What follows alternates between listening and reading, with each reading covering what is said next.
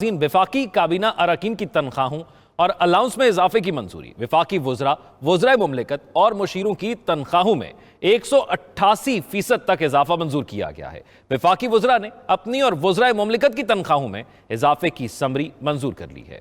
इस्लामाबाद से नुमाइंदा खुसूसी रियाजुल हक होलोग्राम टेक्नोलॉजी के जरिए लाहौर स्टूडियोज में हमारे साथ मौजूद हैं। रियाजुल हक, ये बताइएगा, एक बार फिर से इजाफे की समरी मंजूर कर ली गई है, अब कितनी तनख्वाहें हो गई हैं वफाकी वज़रा की?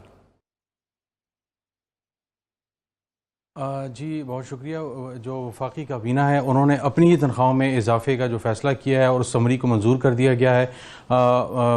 उम्रे पे जाने से पहले वज़ीर आज़म साहब ने समरी की अप्रूवल दी, काबीना ने इसको सर्कुलेट किया और उसके बाद उसकी मंजूरी हो गई।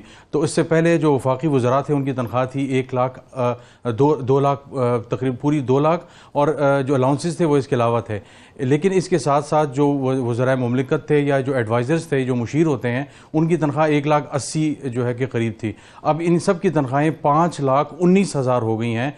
यानी जो वफाकी वज़ीर है उनकी तनख्वाह तकरीबन 159% बढ़ गई है, और जो दूसरे मुशीर हैं और वज़राए मुमलिकत हैं उनकी तनख्वाहें 159% जो है वो बढ़ गई हैं। तो 188 और 159% जो है वो तनख्वाहों में इजाफा हुआ है, और इसकी समरी जो वफाकी वज़रा है उन्होंने खुद ही दे दी है अपनी तनख्वाहों में इजाफे की, और इस समरी को बाकायदा तौर पर मंजूर कर लिया गया। ये एक बिल की सूरत में है, ये बिल अब पार्लियामान में पेश किया जाएगा, और पार्लियामान के दोनों ऐवानों से जब मंजूरी हो जाएगी तो इसका गजट नोटिफिकेशन हो जाएगा, और उसके बाद अगले महीने से जो तमाम तनख्वाहें हैं, तमाम वफाकी वज़रा, एडवाइज़र्स और वज़राए मुमलिकत, उन तमाम की तनख्वाहें जो है वो 5,19,000 आया करेंगी।